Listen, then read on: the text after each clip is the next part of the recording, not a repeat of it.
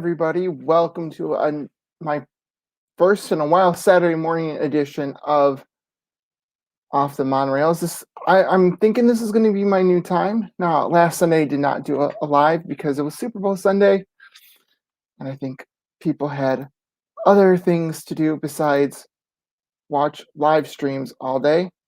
Hello, Sam. Hopefully you're enjoying Universal this morning. See, my blinds are kind of a little bit out of whack there. Glad you could at least check in. Have a lot of fun, okay? All right. So I'm excited for this new time. Hopefully we can get that game of Kick It or Keep It up and running a little bit later on today. Again, we'll just wait for more people to show up. But a few things of note. I think the most important thing, the thing that really caught my eye is that Disneyland, more specifically California Adventure, is opening up. Yeah, California Adventure is opening up. Now, they're not going to have any rides, but they did mention entertainment options, food and dining and retail options. So right now it's just retail and dining along Buena Vista Street. But from what I understand is that they're going to expand it so that I believe the entire park's going to be open, California Adventure, and they're going to offer some entertainment options, which that is exciting. It is a limited ticket event. I think the food options are going to be expanded. There's not really too many details about that right now, but I think it's a step in the right direction. From what I understand, that's basically what all the California parks have been doing. Is they've been doing food festivals and shopping festivals and opening up all of their parks. So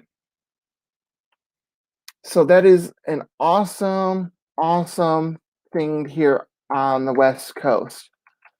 On the East Coast, again, it looks like things are starting to pick up. In terms of Tron construction and Guardians of the Galaxy construction, on the outside at least, from all the websites that I have seen, which again, that's exciting. Hello, Roxy. Yep. Hello, Aaron. Got the here. I haven't had time to cut off the tag, but yeah. I think it's cool that it says on the tag side with the Mickey Mouse here. I've got a pair of my own ears now, although they're probably not straight, but my head's not flat. I know, I like them. I've had some other comments that people don't like them, but I don't care. They're my ears. Yeah, they're sparkly, but they match this. They go with this. It's part of the same collection. But yeah, I really am excited to see the progress, and just like the canopy is almost to the wall at Tron, which is mind-blowing at this point. Just from it to be just a bunch of dirt to go up to the building, and this canopy is almost there. Hopefully when the canopy is built, they can work on the tunnel for the railroad, because we're going on 2 years. This is the second year in a row that if you've gone to Disney, the railroad's not in operation, or Disney World, and it's a much more leisurely ride. It's more of a transportation thing at Disney World. I'll have to admit, because all my time on the rail, yeah, you do have a couple little scenes here, but it's mostly hearing about the theme park rides, and it's just a leisurely ride to get you from Main Street to Frontierland. And honestly, with the parades, although again the parades are not going on right now, but with parades, you came right around 2-3 o'clock, and you have Main Street and that Frontierland area clogged, basically, with people waiting for the parade. You could use that railroad to get from Main Street to Frontierland, or you weren't trapped in Frontierland. You can go from Frontierland to, well, it's now Fantasyland Station. It was Fantasyland Station, then it went to like Toontown Station, Toontown Fair Station, then now it's back to Fantasyland. Get off there and go to like Frontierland and all that stuff, or again, just go all the way around. It's something that's missing because it's, even though it doesn't offer much in terms of like thrill and excitement, it's more of that nostalgia and I feel like, yes, this belongs in Disney Park. Yes, I'm at Disney because I'm riding the railroad. Although here I am, and we're what, like 5 minutes in. I'm already name dropping Disneyland. Yeah, show off. What is this? Yeah, no, you're older than me, so yeah. Although again, and yeah, it's snow and cold. Yeah, I'll talk about that in a minute. But yes, I'm going to show off right now because there's something about the Disneyland Railroad. I've done a few parts of it. I've done the leg from Main Street to New Orleans Square. You go through Adventureland, and that's pretty cool. It's pretty much how you would think it would go. It's comparable at Disney World and Disneyland. I have not done the New Orleans Square to, is it the Toontown Station or is it? I believe it's technically the Toontown Station. Even though it's actually outside, Toontown's outside the berm of the railroad. Yeah, it's a little bit weird how this station works because it's right next to, It's a Small World in California. So literally, the train goes actually through the facade of It's a Small World, but so yeah, It's a Small World right here, but it's right. It's basically parallel. It's not, the Toontown station is technically not in Toontown proper. It's outside of Toontown. It's more or less in Fantasyland actually. The Small World section of Fantasyland, which interesting. Anyway, so I haven't done that leg, so I can't attest to that part, but that is, from what I understand, it's very scenic because now it goes through the boulders as rock formations now because of the Galaxy's Edge. They actually built a new kind of like berm for the for the railroad because they needed a little bit more space for Galaxy's Edge. Do I want to build a snowman? Kind of, sort of, but I don't know if well, it's a little bit snowing right now, but I don't know if it's mostly probably that icy snow. So, we'll see. We'll see. It's cold too. It's 6 degrees, so I'm surprised it's actually is. There's flurries outside because usually when it's this cold, you don't really get a ton of snow. When it's like 20 degrees, you get that big dump of snow. But honestly, if you're at Disneyland, the segment of the railroad you really want to do is from Tomorrowland to Main Street. It is probably the shortest distance between two stations, but the train does go a lot slower because there are two different dioramas that you pass through, Primeval World and the Grand Canyon. And so you see some dinosaurs and animals, and it's pretty cool. It's something that maybe with this tunnel that they're building through Tomorrowland, could they be adding something like that to Disney World? I don't know. I would want to think so, but my guess is probably just going to be a tunnel. But you never know. You really never know what's going on. It could be projections or something, but just to have that short tunnel and not have anything and just be dark, I don't know. No one's really thought about, okay, you're going through a tunnel, but what's going to happen in that tunnel? Something to think about because I think that would be very un-Disney like because even with the tunnel in Splash Mountain, um, because the railroad does go through Splash Mountain, there are windows into the zippity doo dah scene with the boat. So it gives you something to look at right before you pull into Frontierland Station. Um, but again, that's something that they're they're probably gonna do. Again, they're probably gonna do something. It's gonna be something Tron related, something that hasn't been announced. Uh, a zombie in the tunnel. I don't know.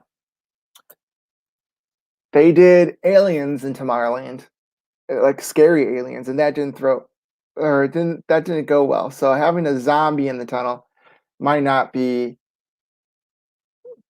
might not be the best, but there probably would be something in terms of like Tronish. But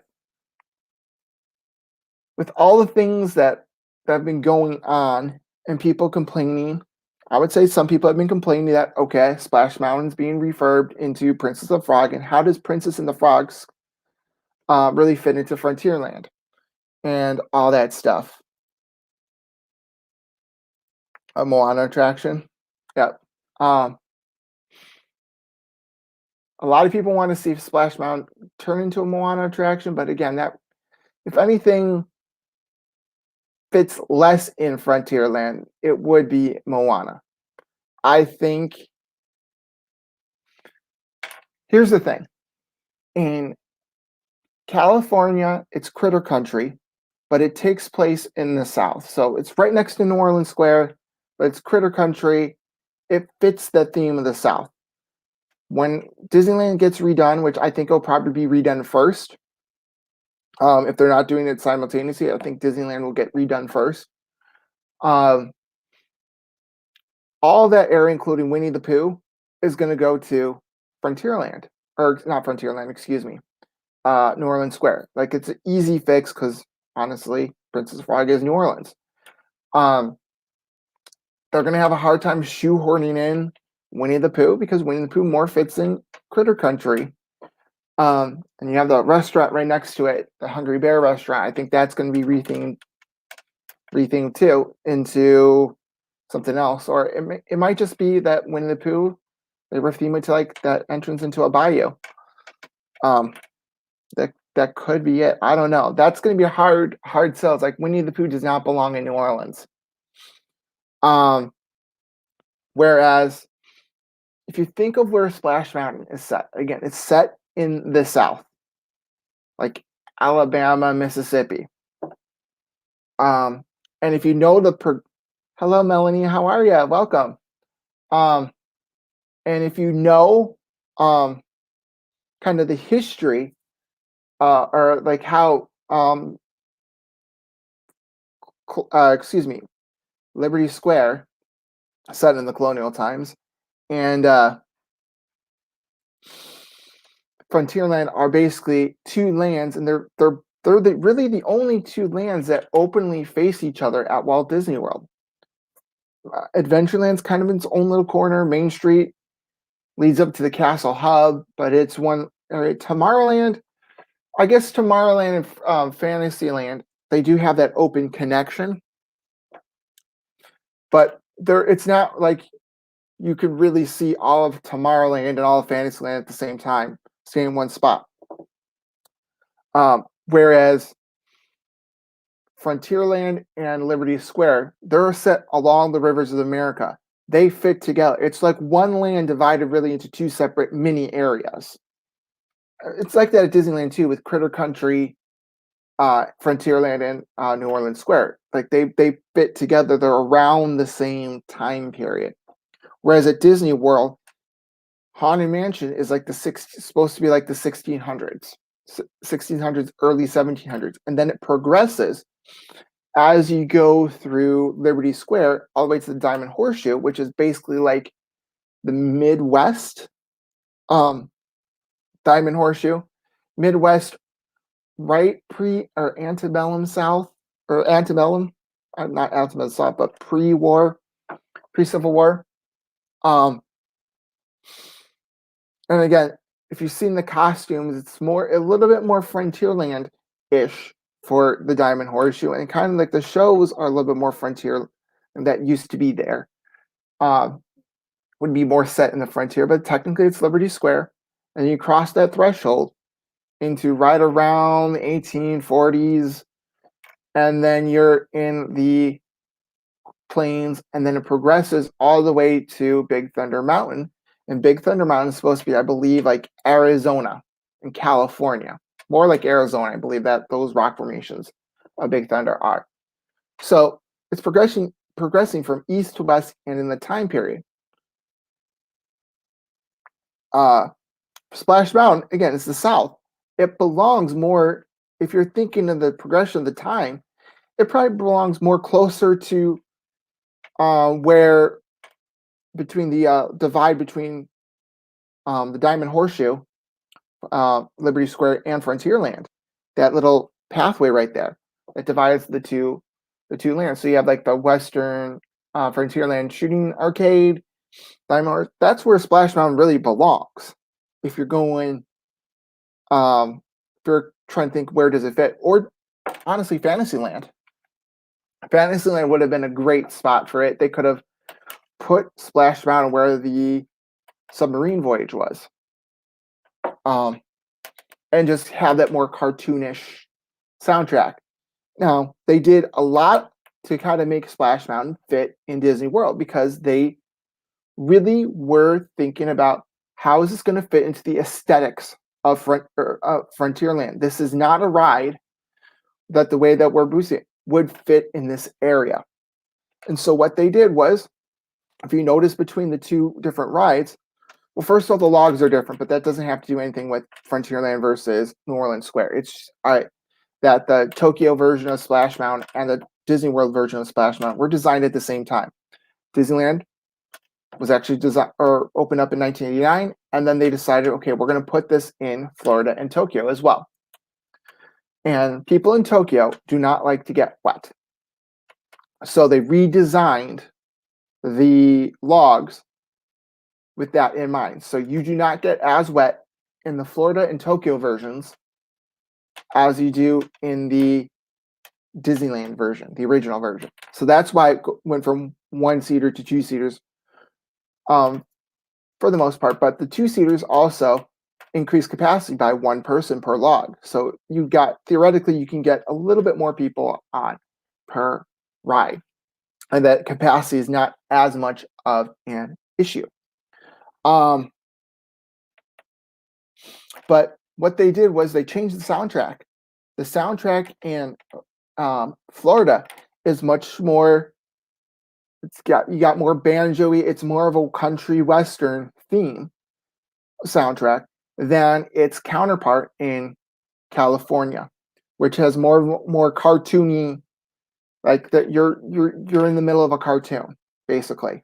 So they kept that in mind with the soundtrack, and honestly, the soundtrack, I think the Disney World soundtrack could have flown in. It does sound like Western, but you can also think, okay, this could pass for Southern. Um, um, so I honestly, they could have used that same version for California. They could have just made it for California too, but they were looking for cartoony, and when you think of the Wild West, you definitely don't think cartoony, so they had to change it for Florida. Also, if you look at the vegetation and the color of the rockwork, the color of the rockwork looks more earthy, um, um, and there's more greenery to the Splash Mountain in California. That would not fly in Florida. It would not fly in Florida. So what they did was they made the rockwork more orangey, and they used more of a Western style color palette. There's less vegetation. The briar patches are physically different. In California, the briars are basically like smaller. In Florida, these are these huge, almost. It's almost like the briar patch in Florida is a little bit more cartoony, but again, they made it bigger. They made it look more. Again, changed the color scheme more, less prickly, I guess. Again, just to fit the aesthetics of the area, because it's putting in that ride. It's a big change. Um, and again, the color of the rockwork matches more of what um, Thunder Mountain is like. So I think a lot of the people that are complaining that really the theming doesn't fit, which I'm gonna tell you right now, fireflies, I don't really think you find fireflies out in the West all too much. Fireflies are more of an Eastern United States type deal. So they have all those fireflies. Yes, it's gonna change the aspect. But then again, think about Tom Sawyer Island. You can see Tom Sawyer Island from from Thunder Mountain and um, basically all of Frontierland, Liberty Square. And Tom Sawyer happens along the Mississippi River. That is all Mississippi River. And so that really doesn't kind of mesh either. So my guess again that they released the concept art first of all. Concept art usually never matches the final product. The final product. So I think what you're gonna see, this is just a guess, is that they're gonna, even though the concept art looked more of like what Disney World, or use the Disney World logs, the two-seaters. So it was more they showed the Disney World version. Um, I think what's gonna happen is they're gonna try to shoehorn it and make it a little bit more the color palette of what it should be to fit the land. Um, to fit the land, fit the aesthetics of that side of Frontierland.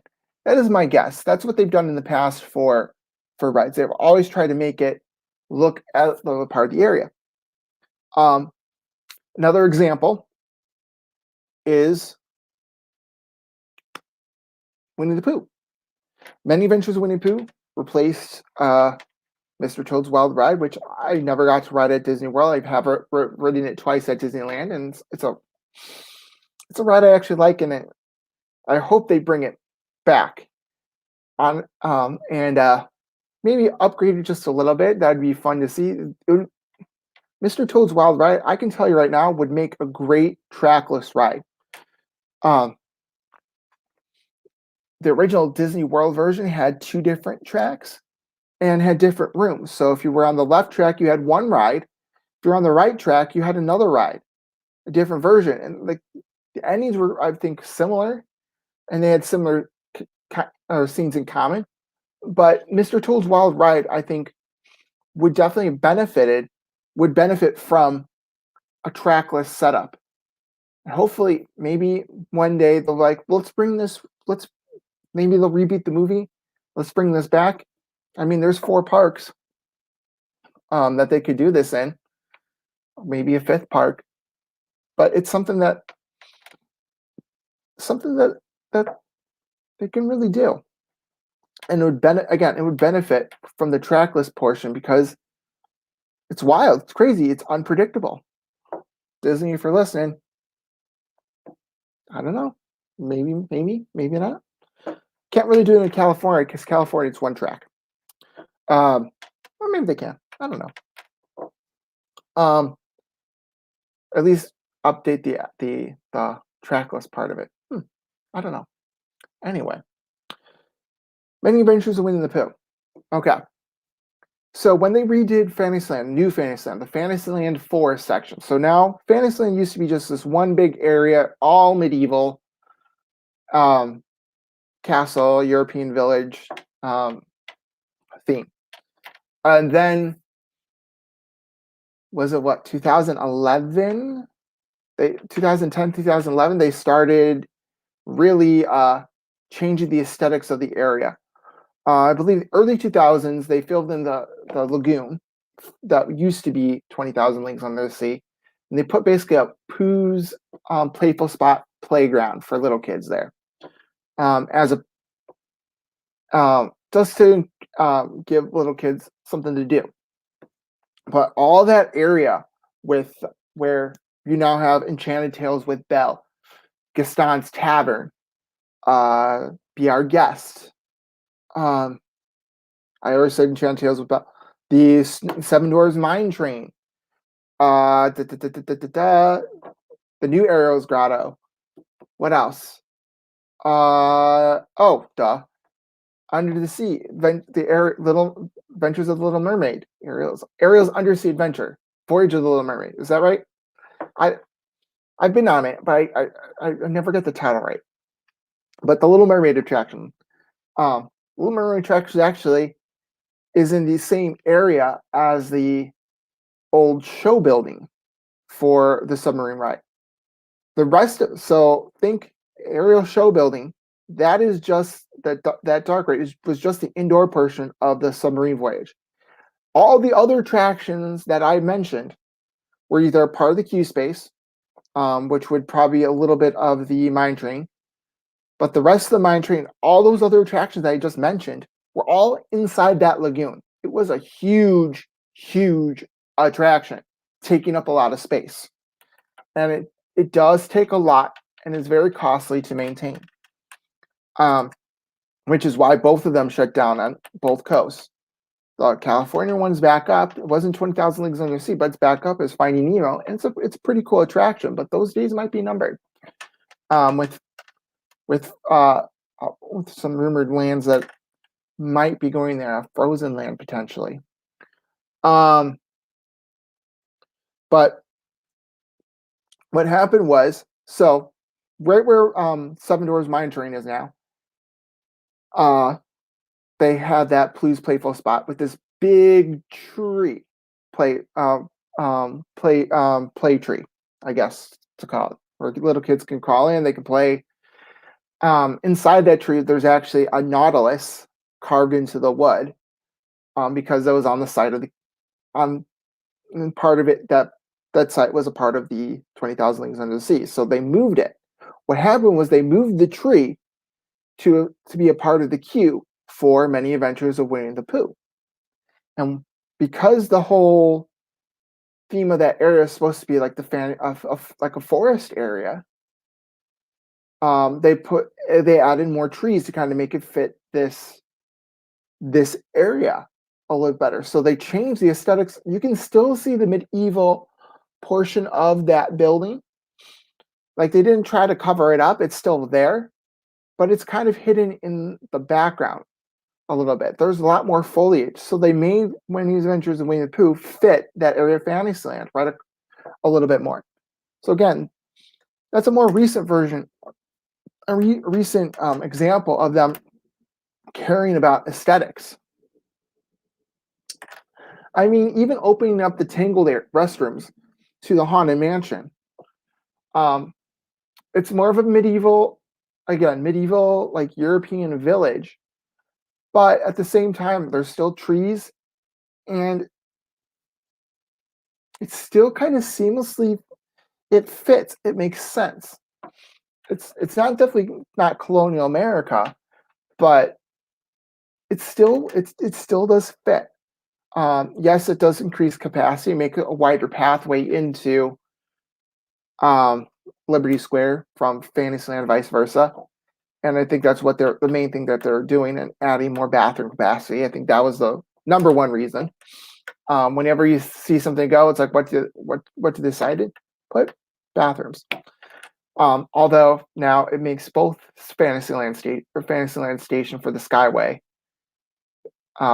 They replaced it with bathrooms, and the Tomorrowland Station was always bathrooms. Like this upper level was the Skyway, the lower level had bathrooms underneath it. So just an interesting fact with that. So I think aesthetics do come into play. Now, if you're going with the most recent example of aesthetics, making things kind of fit in it within its surroundings, and just how maybe Imagineering and the Walt Disney Company didn't give a crap is with the Harmonious barges. How they're going to be out there 24/7. They're trying to cover it up with fountains. I think day one, Universal made a comment like, or made some sort of like snarky comment. So I'm not too sure of how, like, I would wait to see the final product. It makes me nervous a little bit because it does ruin sightlines because those pictures. Because you if you've gone to Italy or if you've gone to Japan, you've always gotten that picture, right? Um, Underneath either the Japanese arch with Spaceship Earth in the background or Italy just standing on the little corner plaza, I guess, the exterior plaza, where they sometimes hold parties and stuff. Um, you can just stand there and get your picture taken right there. Um, those Instagram opportunities, which Budget Cut Bob loves to talk about, those are going away. And I think there's nothing like kind of staring out into World Showcase Lagoon and just like, okay, this is cool, this peaceful scene all the way in Canada and from Mexico and UK from Mexico or Norway, all that stuff. It changes the look, it changes the feel. I um and just their I Bob Chapek again in the quarter 1 report says that Epcot's gonna become more Disney. And I've said this once and I've said this again. Disney is not just intellectual property. Um, it can't like it's also original ideas. The Haunted Mansion was an original idea. The Jungle Cruise, yes, it was inspired by the African Queen, but really, up until whenever the Jungle Cruise movie is going to actually be released, like it was an original idea. In fact, what they're doing right now is, it's in the planning stages that they're going to redo the attraction. It's not going to have any IP in it, or movie IP at least. Um, I, I'm probably going to guess they're going to include more of the Society of Explorers and Adventurers into it, which is it's basically like the Disney theme park universe, the theme park version of the Marvel Cinematic Universe. Because you can find the evidence of the SEA or at Tokyo Disney Sea through the third tower tier, and they're soaring. They're soaring. I think it's called Soaring Fantastic Journeys or something like that. So they're a soaring attraction. Mystic Manor in Hong Kong Disneyland, that's tied into the Society of Explorers and Adventurers. The Jungle Cruise is kind of a little bit, but they're gonna, I think, and I would hope that they would do that a little bit more. The Tropical Hideaway restaurant at Disneyland also, again, has a nod to that society. Thunder Mountain Frontierland. So if you think adventurers, explorers and adventurers, Frontierland, Barnabas T. Bullion is kind of like the proprietor of the Big Thunder Mine in Florida. And you have a picture of Tony Baxter as Barnabas T. Bullion. And he's a member of the Society of Explorers and Adventurers.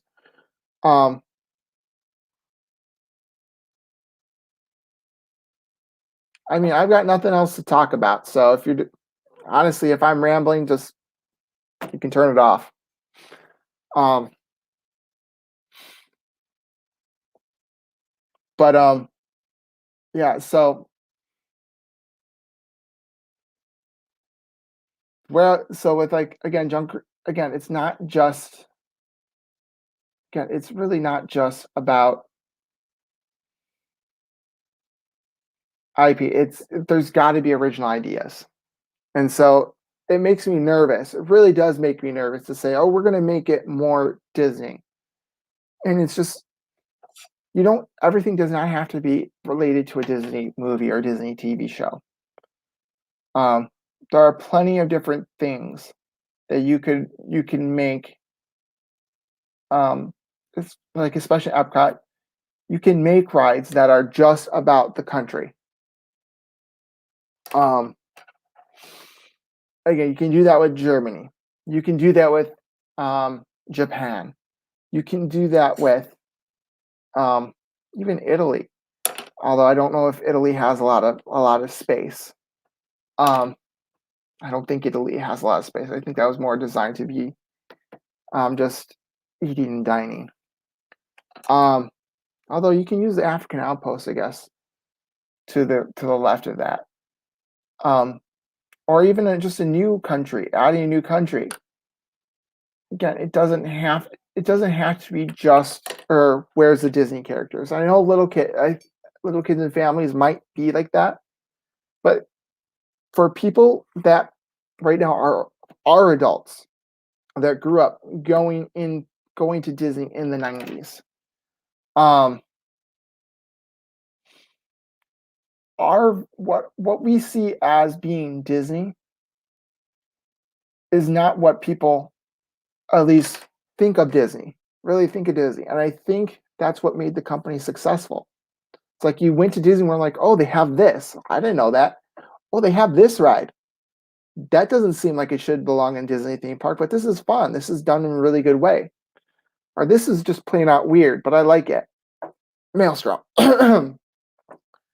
So the fact that everything is now getting Disney characters shoehorned into it, Polynesian Village is getting the rooms are becoming Moana themed rooms, and it's basically going to be the Moana resort. Where the rumor is that the Contemporary now, although a lot of people think those rooms really do need a refresh, they're going to get incredible themed rooms, and the Wave's going to become an incredible themed um, steakhouse from from what a lot of people for no, I would say a lot of people, but from some of the rumors that I've heard. But yeah, okay. Well, on that note, I will see you guys hopefully next week or later tonight on Life with Roxana's live stream. But on that note, I'll see you in infinity and beyond.